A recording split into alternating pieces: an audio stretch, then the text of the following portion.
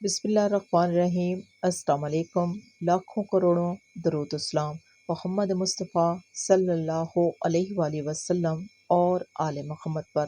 رزق کے لیے قرآن حکیم کی بہت ہی جامع مجرب ترین آیت کریمہ جو انسان کے لیے اللہ رب العزت کے خزانے سے رزق لینے کا وسیلہ بنی ہے، اور اللہ تبارک تعالیٰ ہی رزاق ہے۔ اس آیت کریمہ میں رب العزت نے اپنی طاقت قدرت کا بہت زیادہ ذکر کیا ہے، اور ساتھ انسان کو متوجہ بھی کیا ہے کہ رزق اللہ کے علاوہ کوئی نہیں دے سکتا، کیونکہ انسان کمزور ہے۔ اس وجہ سے انسان مخلوق سے مانگنا شروع ہو جاتا ہے کہ مجھے فلاں جگہ سے رزق مل جائے گا، فلاں جگہ سے مجھے رزق دے دیا جائے گا، جبکہ ایسا نہیں ہے۔ بعض اوقات ایسا بھی ہوتا ہے کہ انسان کسی نہ کسی معاملات میں پھنس جاتا ہے کہ یہ کروں گا رزق مل جائے گا، وہ ہوگا تو رزق دے دیا جائے گا۔ انسان کا یقین اللہ کی ذات پر مضبوط ہونا چاہیے۔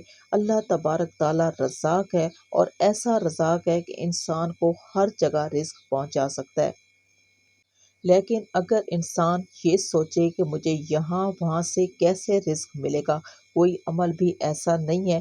بہت سارے لوگ ابھی بھی کثرت کے ساتھ دنیا میں موجود ہیں جنہیں اللہ تبارک تعالیٰ بغیر کمائے رزق دیتا ہے۔ اب یہ دولت حاصل کرنے کی آیت کریمہ اللہ نے بہت ہی جامع اتاری ہے۔ اب ایسا نہیں ہے کہ آپ سکون سے بیٹھے رہیں اور یہ وظیفہ کرتے رہیں کہ مجھے دولت ملتی رہے گی۔ یہ وظیفہ رزق اور کاروبار میں بے پناہ اضافے کے لیے بہت ہی مجرب ہے۔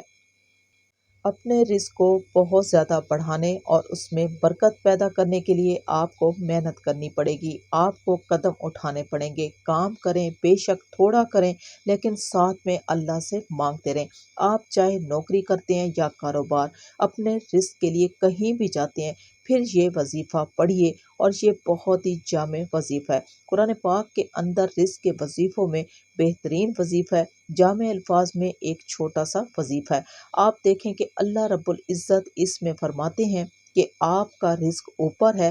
اللہ فرماتا ہے کہ تم یہ سمجھتے ہو کہ میں نوکری کروں گا، میں محنت کروں گا، میں بھاگ دوڑ کروں گا، میں وہاں جاؤں گا، مجھے رزق بہت زیادہ مل جائے گا۔ اللہ نے فرمایا کہ نہیں، تم زمین پر رزق تلاش کر رہے ہو، تمہارا رزق اوپر ہے۔ تم آسمان والے کو راضی کرو، تمہیں رزق مل جائے گا۔ تم اس سے اپنا لنک مضبوط کر لو، اس سے اپنا تعلق جو ہے مضبوطی سے باندھ لو۔ اب یہ انسان کو سمجھ نہیں آتی، ہم نماز چھوڑ دیتے ہیں، آسمان والے سے تعلق ہی خراب کر لیتے ہیں، نماز نہیں پڑھتے، قرآن نہیں پڑھتے، ذکر نہیں کرتے، اطاعت نہیں کرتے، پھر کہتے ہیں کہ رزق نہیں آ رہا۔ پہلی بات ہی ہم خراب کر دیتے ہیں۔ اللہ کو راضی کر کے رزق ہمیں اس سے ملتا رہے گا، جس سے تعلق ہمیں مضبوط کرنا چاہیے۔ پھر اللہ تعالیٰ نے ہمیں آیت کریمہ بتائی ہے۔ آیت نمبر 58 ہے سورۃ زاریات۔ ان اللہ هو الرزاق ذو القوۃ المتین۔ ان اللہ کا مطلب ہے کہ بے شک اللہ تعالیٰ، یعنی اس میں کوئی شک نہیں کہ وہی رزاق ہے، اللہ کے علاوہ کوئی رزق دے ہی نہیں سکتا۔ تم جس کو رزاق سمجھ رہے ہو وہ خود محتاج ہے اس پاک ذات کا، خود اس کے در کا غلام ہے، تو تم ڈائریکٹ آسمان والے سے اپنا رابطہ مضبوطی سے تھام لو۔ اللہ تعالیٰ بہت ہی قوت والا ہے، مضبوط رسی والا ہے۔ اللہ سے مضبوطی دینے والا دنیا میں اور کوئی نہیں۔ اس ذات سے کوئی پوچھنے والا نہیں کہ جس کو چاہے زیادہ دے، جس کو چاہے کم دے، اور جس کو وہ ذات دے اس سے چھین کوئی نہیں سکتا۔ تو اس کے لیے آپ کو اس ذات کی غلامی کرنی پڑے گی، اس پاک ذات کے آگے جھکنا پڑے گا۔ یہ آیت کریمہ اپنی زندگی کا حصہ بنا لیں، اور یہ آیت نمبر 58 ہے سورۃ زاریات، اور اس کو آپ نے روز 70 بار پڑھنا ہے، اول و آخر 11 مرتبہ درود ابراہیمی کے ساتھ۔